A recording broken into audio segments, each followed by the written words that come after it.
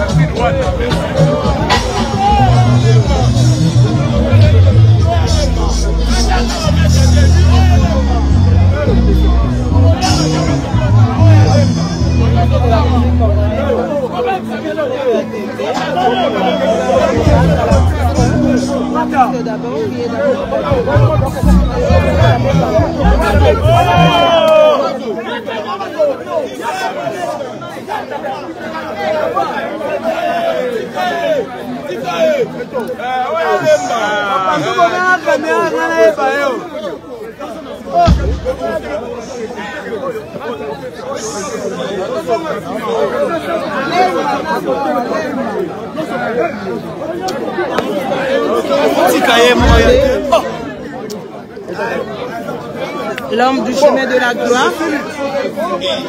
Allez, sur le Sili, Bolongwe.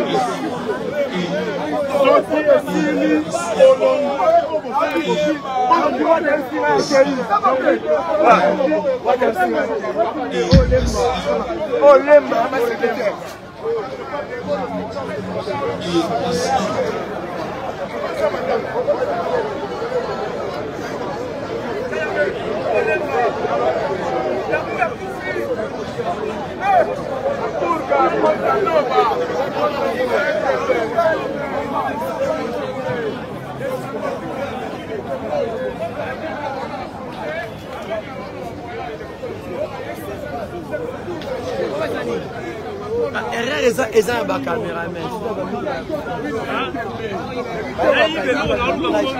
Papa.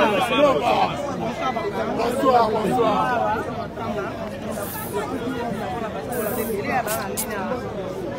Ouais, là, ça avait présenté, pardon, quand exporté parole à exporté parole à Komoda, et puis, héritage. Et voilà.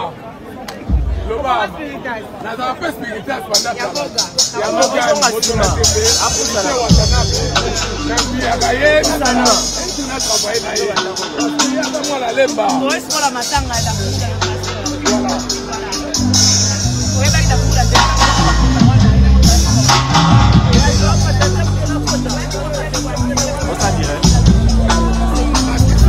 c'est la commentaire.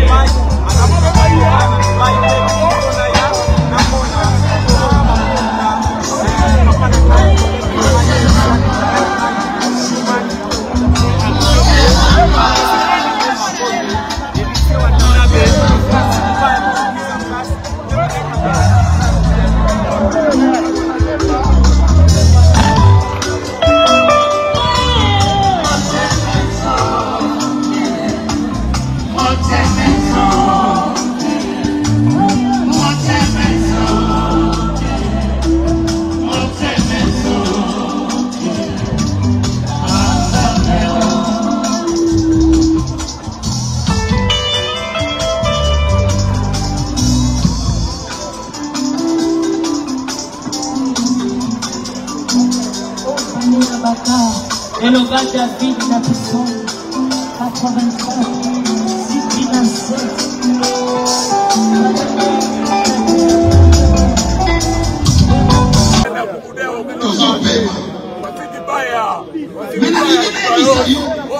Et il y a la prophète de mon côté. Mais il y a la prophète de mon côté. balingi bakompare na baprophète ya mokili. Prophète il est différent. Le prophète là s'appelle Jésus. Il est et Seigneur qui a souffert, mais a souffert, mais a coufaki était pour la bombe qui était. Jésus va bomber était. La Bible dit ceci. Jésus a remis son esprit entre les mains de son Père. Le prophète nyonso bakufa bakoka boswa te d'esprit na bango bapesa yango epa na Nzambe. Eza kaka na prophète moko qui s'appelle Jésus. Yende babeta ye anyokwama amitiki adiskita te me andimi konyokwama po pasi ya ngai na yo lisumu ya ngai na yo ezwa pardon. Bandeko na ngai fier oyo tozosala na mokili eza pamba nyonso ekotikala, nyonso ekotikala. Bandeko na ngai nyonso ekotikala.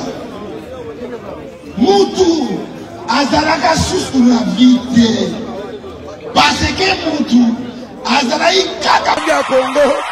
Glody Diasika la mignonne la mignonne Tracy Mbelenga pro Maison awa tout ça chez maman Nicole Malonga. Yaka esa na poto ne yebite yaka tokisi na metro Château Daka yau awa uzomona kimbondo oh la Paris jela na oyeba asaka omoni ndazabo asaka so mina bila metro biso batalinga baleba nini tanga awa toza awa nini awa toza awa yaka sona place tokoti asa mwana mboka maman Nicole Malonga. Vous êtes devant Nicole Malonga awa toza, c'est-à-dire awa toza na magasin awa toza oboyoka partout dans le monde. Nicole Malonga awa toza, maman awa toza devant vous. Toza na Château Rouge sur la rue Custine numéro 3. Awa naza na produit spécial, ba produit oyo elongolaka na tâche. Tozolobela makambo matampo ba mama ba bébé belé, ba mama bazotambolaka na ba poudre na ba fond de teint. Nicole Malonga awa toza awa na Château Rouge na ye pona kolongola matampo ba mama banduka ba mama oyo bazana besoin osala taille pona kokita mamumu ba mama oyo bazana besoin ya kosala ma forme kalinga azala na tolo munene alingi azala na sima munene ma hanche munene bipende munene. Maman Nicole Malonga awa toza ndeka boyebi depuis 2007 nateka ba produit ya ko grossir ba fait sein mollet hanche Voilà où est venu ça awa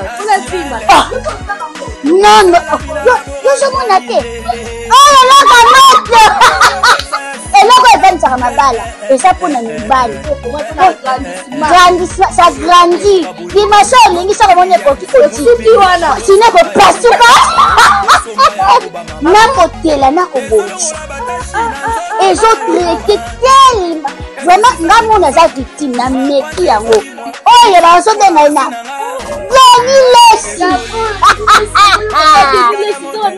Lesi yeyo azobongisa loposo apoli toteka ngo légalement na magasin ezosalama na laboratoire mondele awa na poto tozoteka ngo légalement. Je pense que bomoni ndenge eza na barayon eza eloko moko ezosalama naturellement, ezali baproduit authentique salama naturellement sans aucun produit néfaste. Voilà. Nicole Malonga akosa bino te ye moto banda makambo kala awa toza boya te nango Nicole Malonga. Je suis docteur Pichotondele, pharmacien de formation. Je suis formé à l'université de Kinshasa à la faculté de pharmacie. Et puis je fais d'autres masters en transformation des agro-ressources à l'université Marien Ngouabi et au Canada en préparation de cosmétiques thérapeutiques naturelles.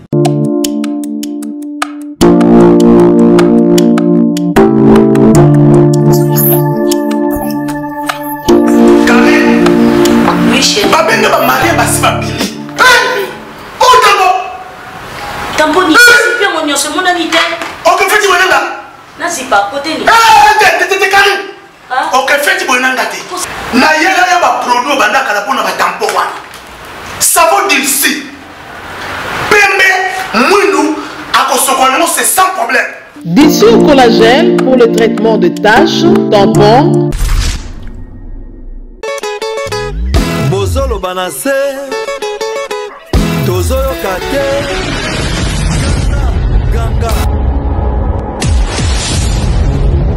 Ban Afrique, Ban Europe, Ban Amérique, le 15 février 2025, Arena Grand Paris. Viendront vibrer. Babetolo li solote. Tomba biye yo boko. Oya ko vivre au mona ona ko yela bien. Bongama. Hey, Bongama.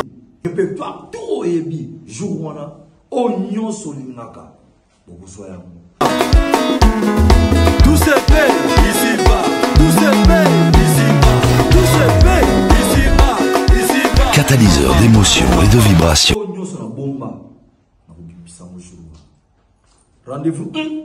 L'Arena, Grand Paris. Je suis docteur Pichotondele, pharmacien de formation. Je suis formé à l'université de Kinshasa à la faculté de pharmacie.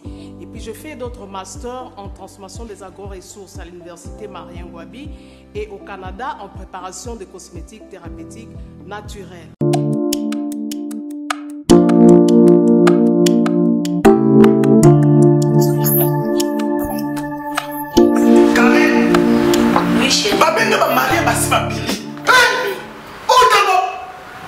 Tamponi, c'est mon nom, c'est mon anité. Ok, fais-tu bon là? Non, c'est pas côté. T'es carré. Ok, fais-tu bon là? Na yela ya ba produit banda kala pona ba tampo wana. Savon d'ici. Pembe, mounou, akosokolemo c'est sans problème. D'ici au collagène pour le traitement de taches, tampons, vergetures, rides et poches. D'ici réparateur pour le traitement des acnés, de points noirs et pour régénérer votre peau. Utilisez toute la gamme, le sérum, le savon et gel douche. D'ici cheveux pour le traitement de cheveux abîmés. Utilisez l'huile et son shampoing. Ongengi.